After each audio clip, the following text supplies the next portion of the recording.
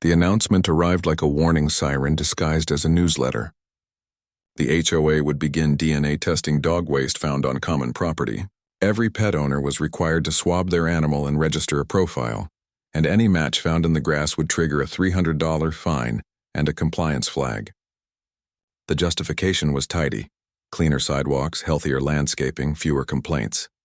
The execution felt like a trap built on paperwork and fear. Within a week, collection kits appeared at the clubhouse desk. A laminated poster displayed a smiling dog and a barcode. The compliance chair, a stickler for rules with a talent for public scolding, promised swift results. Pink envelopes began showing up in mailboxes, each stamped with the same stern phrase about verified lab matches. Neighbors whispered about mix-ups and mistakes. The fines escalated quickly, stacking like bricks no one ordered. I had always bagged after my retriever. Still, a notice landed with my name on it, citing a sample collected on a rainy Tuesday when we were out of town. The letter included a cryptic case number, a due date, and a threat of late fees. There was no photo of the location, no map, no chain of custody record, just a demand for payment and a promise of more to come. The HOA bylaws allowed owners to inspect association records with reasonable notice. I sent the request and marked my calendar. Paper leaves trails. Trails tell stories, and stories unravel when the details cannot stand upright. I plan to follow the trail from grass to envelope, from envelope to lab, and from lab back to the people who signed the contract. The first meeting would be polite. The second would not. The real work began with a key and a clipboard waiting at the clubhouse. The records arrived in a banker's box that smelled faintly of lemon cleaner and damp cardboard. Inside lay printed emails, intake forms, and a thin vendor contract stamped by the board president. The chain of custody templates were there in theory, with neat columns for collector name, date, time, location, and seal number. In practice, half the lines were blank, and several dates overlapped with storms that had flooded the walking paths. A spreadsheet listed fines by address. The timestamps clung to a narrow window, late nights and early mornings, as if messes migrated in the dark to meet the same collector at the same corner. Photocopies of plastic bags were included in a few files, but the photos cropped out the surroundings, leaving no verifiable context. One sample number appeared twice, tied to two different homeowners a week apart. Handwriting shifted mid-form. The lab's brochure boasted accuracy, yet the contract carried disclaimers about sample contamination and storage conditions. I mapped every case number on a blown-up community plan, pinning colored dots along hedges, playground edges, and mailbox clusters. Patterns emerged in tidy constellations, thickest near the clubhouse side door. That door led to a narrow hallway, and beyond it a small supply room. The sign on it read maintenance. The lock on it was taped open at the latch. Neighbors swapped stories in hushed tones. A retiree who never owned a pet had received a warning. A single mom juggling night shifts had 3 fines, all logged while she was at work. The compliance chair repeated the same line in the minutes. The system works. The numbers said otherwise. The board promised integrity. Integrity requires custody. Custody begins at the moment a sample leaves the ground. My next stop was not another email. It was that taped latch. The supply room was a 5x7 afterthought, with a flickering light and a jumble of mops, fertilizer bags, and bulk paper towels. In the corner sat a styrofoam cooler speckled with dried mud. A ring binder labeled samples leaned sideways on a paint can. On the highest shelf, sandwich bags with handwritten labels sagged open like tired mouths. The air felt heavy with bleach and garden chemicals. On the afternoon I came with my inspection letter, a volunteer stepped in ahead of me, dropped a fresh bag onto the shelf, and left without writing in the binder. The door clicked but did not lock. The hallway camera's red light blinked lazily in the ceiling tile. No tamper-evident seals. No barcode scans. No chain of custody signatures that followed the sample from collection to handoff. The binder's entries were sporadic and vague, with circles and arrows where names should have been. I photographed everything and recorded the shelf layout with a timestamp next to the taped latch. The lab's guidelines clipped to the contract required sealed containers, temperature control, and controlled access. None of it existed here. The cooler was room temperature. The bags were ordinary. The pen used to label them bled through plastic like a confession. I requested the hallway footage for the weeks when most fines were issued. The logs, once obtained, showed multiple people entering that room. volunteers, landscapers, and a vendor who serviced the soda machine near the pool. Hours apart, labels changed. Items moved.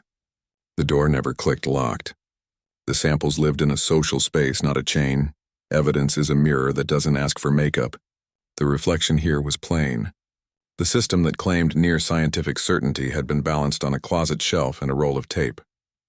The next step was not more photos.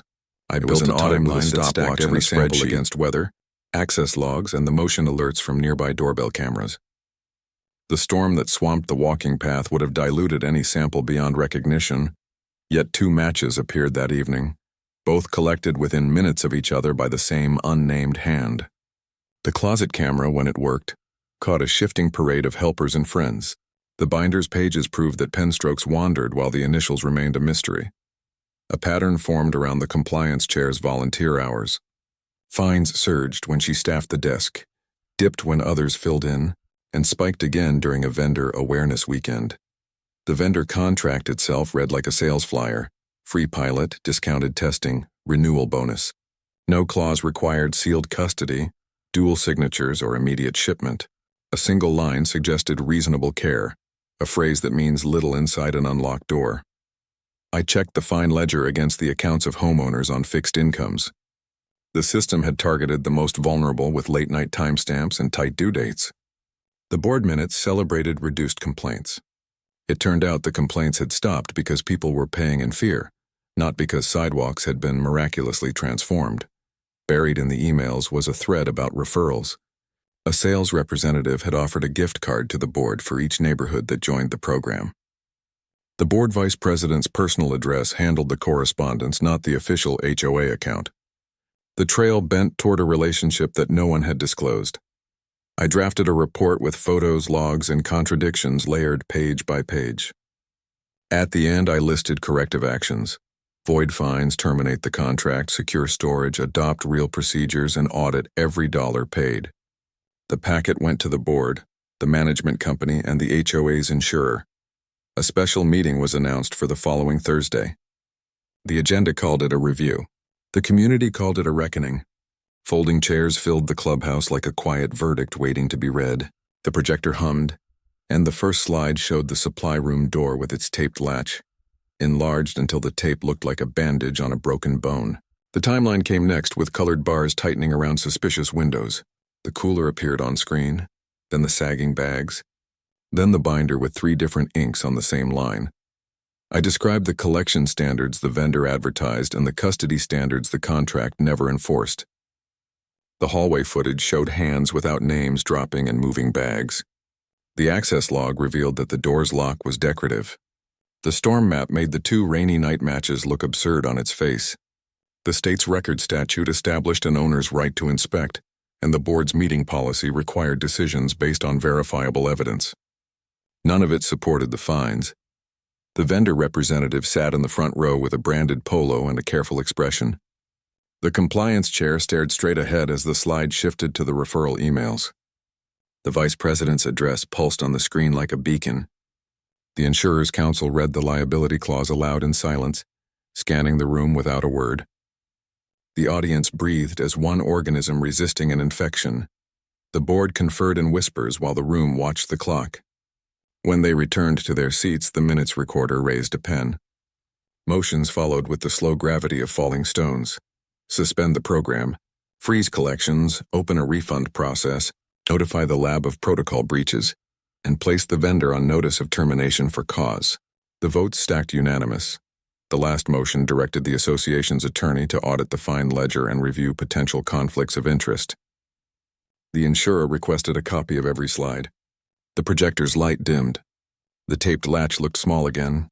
The room did not. The notice of termination would travel by certified mail in the morning. The refunds would take longer. Accountability always does. Pink envelopes turned to apology letters printed on plain white paper. Fines were voided, late fees reversed, and credit memos slid into community accounts like quiet reparations. Elderly residents who had hidden from the sidewalk returned to evening walks. The single mom on night shift saw 3 balance lines disappear, and a note that read, "Resolved." The HOA's website posted a new policy on evidence and enforcement. now several pages longer and heavier with verbs that actually mean something. The vendor contract ended with a termination clause invoked by dates, screenshots, and breaches that could not be brushed away. The supplier collected its brochures and emptied the cooler, leaving a square of dust behind.